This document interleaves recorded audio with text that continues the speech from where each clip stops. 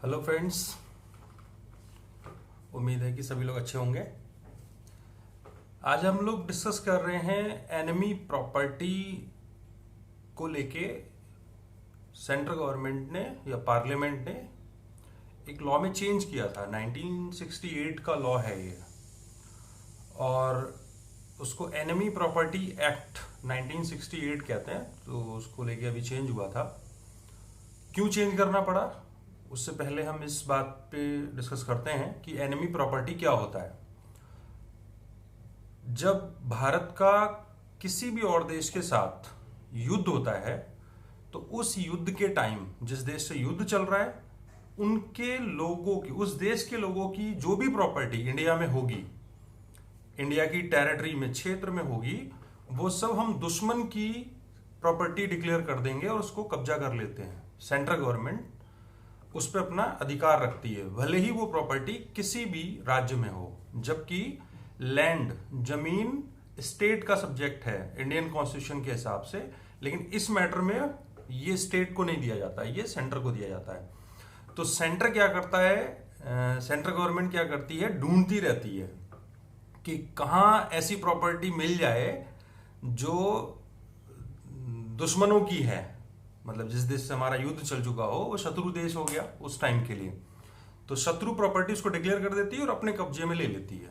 अच्छा, जब अपने कब्जे में लेती है तो उसको custodian of enemy property for India नाम का एक ऑफिसर अपॉइंट होता है। शत्रु संपत्ति अभिरक्षक कहते हैं, भारतीय शत्रु संपत्ति अभिरक्षक, अधिकारी कह सकते हैं आप उसे। तो इसके कंट्रोल में वो प्रॉपर्टी दी जाती है, कस्टोडियन मान लिया जाता है उसको। तो सबसे पहले भारत में 1939 में इसकी शुरुआत हुई है। जब सेकेंड वर्ल्ड वॉर हुआ था, द्वितीय विश्व युद्ध, तब जो ऐसे देश जिनका ब्रिटेन से युद्ध हुआ था, सेकेंड वर्ल्ड वॉर में ब्रिटेन के खिलाफ जो लड़ रहे थे, उन सभी की प्रॉपर्टी इंडिया में एनिमी प्रॉपर्टी डिक्लेयर करके ब्रिटिश हुकूमत ने अपने कब्जे में ले ली। ठीक है, अब हम इस बात पे आते हैं कि ये इंपॉर्टेंट क्यों है। सेंट्रल गवर्नमेंट ने 9,400 प्रॉपर्टीज को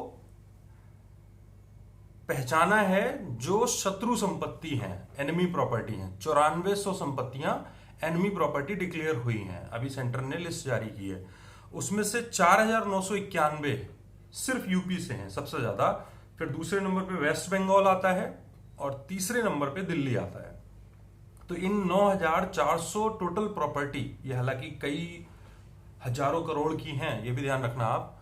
इसीलिए मैंने बोला था ना कि सेंटर निगाह रखती है इन चीजों पे। तो इतनी प्रॉपर्टी अब जब सेंटर के कब्जे में आएगी तो उसके कुछ रूल्स और रेगुलेशन होते हैं।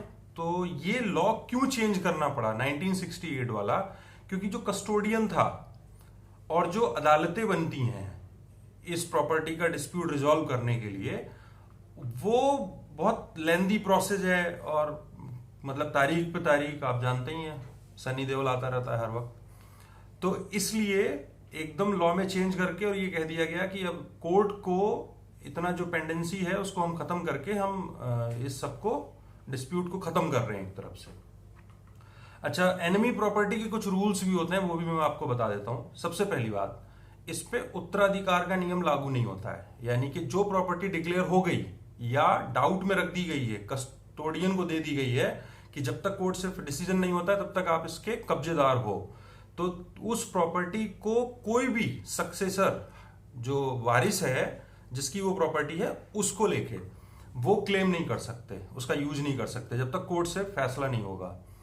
अच्छा, दूसरी बात, ये ट्रांसफरेबल नहीं है, कोई इसको ट्रांसफर नहीं कर सकता। अब ये मैटर बहुत हाईलाइट भी हुआ था। राजा ऑफ महमूदाबाद, आप लोगों ने सुना होगा उनके बारे में। तो कई हजार करोड़ रुपए की उनकी प्रॉपर्टी है। एक उनकी नैनीताल में प्रॉपर्टी है, लखनऊ हजरतगंज में बहुत सारी प्रॉपर्टी है, और महमूदाबाद में तो बहुत प्रॉपर्टी है। उनके साथ क्या हुआ था, वो जब देश बटा था तब वो लंदन सेटल हो गए थे, लेकिन उनका एक लड़का और वाइफ यहीं सेटल्ड थे। जो भी रीजन रहा होगा उनका, वो अपना पर्सनल मैटर था उनका। तो वो ये दोनों लोग उस पर क्लेम कर रहे थे, वाइफ और बेटा। तो इन दोनों का क्लेम या उनके बच्चों का क्लेम वैलिड है या नहीं है, क्योंकि अभी मैंने बताया कि उस पर उत्तराधिकार का नियम लागू नहीं होगा। लेकिन ये नियम सुप्रीम कोर्ट में जब ये केस आया था अभी कुछ दिन पहले, तो उन्होंने इस ऑर्डर को स्टे कर दिया है। यानी कि कहने का मतलब ये है कि वो प्रॉपर्टी अब पॉसिबल है कि उनको मिल जाए, क्योंकि वो लोग तो देश छोड़ के नहीं गए थे। शायद ये ग्राउंड बना हो उनके जो आर्ग्यूमेंट उनका रहा होगा उसको लेके। ठीक है, तो यहां कुछ बातें आप ध्यान रखना कि कितनी प्रॉपर्टीज को सेंट्रल गवर्नमेंट ने डिक्लेयर किया है एनिमी प्रॉपर्टी, 9400, 9400। सबसे ज्यादा एनिमी प्रॉपर्टी किस स्टेट में है? यूपी, ये भी ध्यान रखना है आपको।